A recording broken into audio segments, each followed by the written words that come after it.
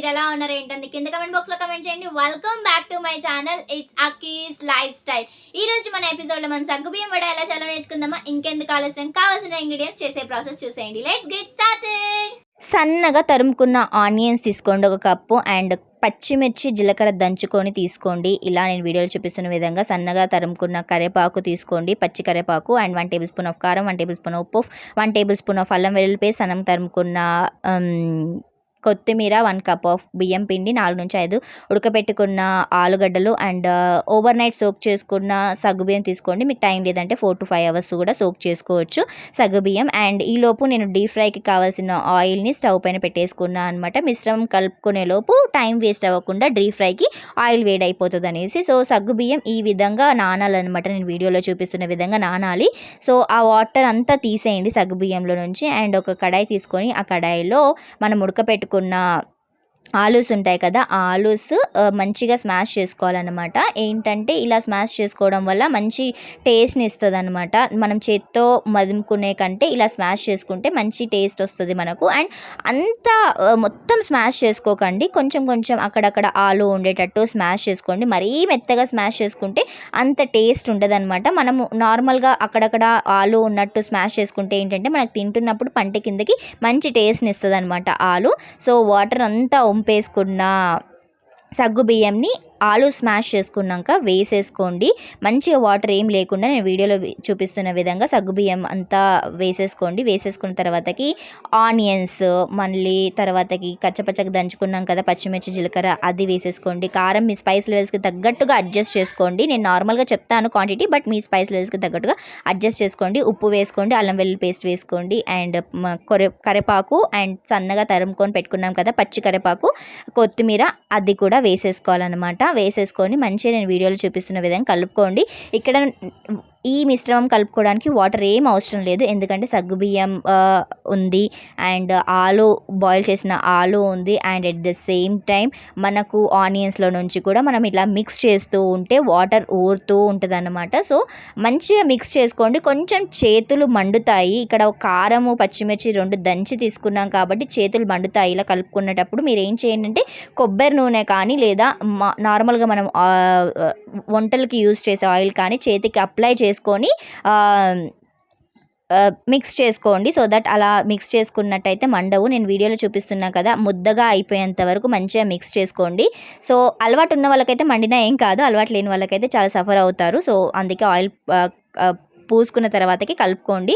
And at the same time ఇక్కడ బియ్యం పిండి ఉంది కదా, ఆ బియ్యం పిండి 1 కప్పు తీసుకొని మంచిగా మిక్స్ చేసుకోండి. మీకు కొంచెం వాటరీగా అనిపిస్తుందంటే 1 కప్పు బదులు మీరు కొంచెం ఎక్కువ కూడా యాడ్ చేసుకోండి. నేను వీడియోలో చూపిస్తున్నా కదా, ఆ విధంగా అయిపోవాలన్నమాట. అంటే మనం ఇలా బాల్ లాగా చేసుకొని స్మాష్ అంటే ఏమంటారు, ఇలా ఒత్తుతుంటే వడలాగా వచ్చేసేయాలన్నమాట. అంత కన్సిస్టెన్సీలో వచ్చేంత వరకు మనం మంచిగా మిక్స్ చేసుకోవాలి. చూడండి, నేను ముద్ద కట్టుకుంటే మంచిగా ముద్ద అయిపోతుంది. ఒకవేళ మీకు వాటర్ ఎక్కువగా ఉన్నట్టు అంటే ఇలా ముద్ద అవ్వదన్నమాట, విడిపోతూ ఉంటుంది. సో నేను ఇక్కడ ప్రెస్ చేసుకుంటే మంచిగా వచ్చేస్తుంది అనమాట నాకు వడలాగా. సో ఆ విధంగా వచ్చేంత వరకు కలుపుకోవాలి. ఒకవేళ మీకు వాటరీగా అనిపిస్తే మీరు కొంచెం బియ్యం పిండి యాడ్ చేసుకోండి. ఈలోపు ఆయిల్ కూడా నాకు వేడైపోయింది. సో టెస్ట్ చేస్తున్న వేడైందా లేదా అనేసి. అలా మనం కొంచెం మిశ్రమం వేయగానే టప్ మన పైకి వచ్చేంత వరకు ఆయిల్ వేడవ్వాలన్నమాట. సో ఒక బౌల్లో ఆయిల్ తీసుకున్న తర్వాతకి ఆయిల్ని చేతికి అలా పూసేసుకుంటున్నా అనమాట. అలా పూసుకోవడం వల్ల ఏంటంటే మన చేతికి ఆ మిశ్రమం అంతా అంటదన్నమాట, నీట్గా వచ్చేస్తాయి వడలు. ఫస్ట్ టైం ఒకసారి పూసేసుకుంటే సరిపోతుంది ఆయిల్, ప్రతిసారి పూసుకోని అవసరం లేదు. ఆ వడలకి 4-5 వడలకి అలా వచ్చేస్తుంది ఆ ఆయిల్ ఒక్కసారి పూసుకుంటే. సో నేను వీడియోలో చూపిస్తున్న విధంగా మంచిగా బాల్ లాగా చేసుకొని మంచిగా ప్రెస్ చేసుకొని ఆయిల్లో వదిలేసేయండి. మీకు షేప్ కూడా మంచిగా వచ్చేస్తుంది అనమాట.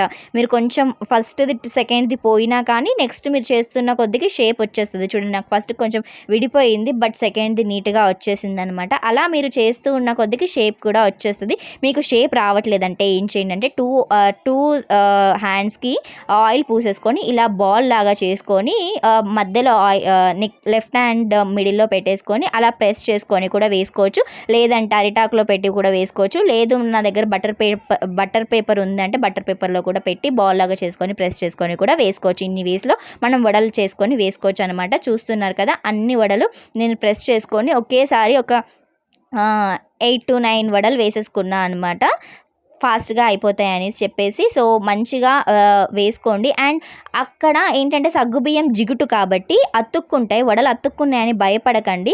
అలా వేసుకొని ఒక 10 మినిట్స్ అలా వదిలేసేయండి. వదిలేసిన 10 మినిట్స్ అంటే 5-10 మినిట్స్ వదిలేసేయండి. అవి ఫ్రై అయ్యే వరకు. మీరు స్లిమ్‌లో పెట్టుకుంటే కొంచెం ఎక్కువ టైం పడుతది. సిమ్‌లోనే పెట్టుకొని వేయించుకోండి. సో దట్ నీట్‌గా లోపల కూడా మిశ్రమం అంతా వేగుతది. అండ్ పైన కూడా తొందరగా మాడిపోకుండా క్రిస్పీగా అవుతాయన్నమాట. సో, అవి విడిపోతాయి. మెల్లిగా స్లోగా మీరు అలా మీరు కలుపుతూ ఉంటే అవి విడిపోతాయి. కొంచెం కలర్ చేంజ్ అవుతున్న కొద్దికి మీరు ఫ్లిప్ చేసుకుంటూ మంచిగా డీప్ ఫ్రై చేసుకోండి. పైన క్రిస్పీగా లోపల సాఫ్ట్‌గా చాలా యమ్మీగా వస్తాయన్నమాట. మీరు ఇలా స్లిమ్‌లో పెట్టుకొని ఫ్రై చేసుకున్నట్టయితే చూస్తున్నారు కదా! ఇలా గోల్డెన్ కలర్‌లో వచ్చిన తర్వాతకి మీరు పక్కకు తీసేసుకొని పేపర్‌లో బటర్ పేపర్ పెట్టుకొని బటర్ పేపర్‌లో వేసేసుకొని ఆయిల్ అబ్జర్వ్ చేసేంత వరకు ఉంచేసి మీరు తర్వాత టేస్ట్ చేసేయడమే. నేను ఒక వాయి వేసుకున్న తర్వాతకి నెక్స్ట్ వాయిల్ కూడా అలా వేసుకున్నా అనమాట. ఒక 1/2 కేజీకి పైనే చేసుకున్నాను. సో, అందుకని ఇంకా చాలా 4-5 వాయిలు వచ్చినాయన్నమాట నాకు. సో, అలా వేసుకొని ఫ్రై చేసుకుంటున్నా. నేను ఆయిల్ మనం డీప్ ఫ్రై చేస్తున్న కొద్దికి ఆయిల్ తగ్గిపోతుంది కాబట్టి నేను వేసే వడల క్వాంటిటీ కూడా తగ్గించేస్తానన్నమాట. సో, ఇది మనము టమాటో కెచప్‌తో కూడా సర్వ్ చేసుకొని తినొచ్చన్నమాట. పైన క్రిస్పీగా లోపల సాఫ్ట్‌గా తింటున్నప్పుడు ఆలు తగులుతూ చాలా యమ్మీగా ఉంటుందన్నమాట. నేను టమాటో కెచప్ చాలా తక్కువ క్వాంటిటీ తీసుకున్నా. ఇక్కడ మనకు టమాటో కెచప్ అంత అవసరం ఏం రాదు. లైక్ నార్మల్‌గానే చాలా యమ్మీగా ఉంటాయి.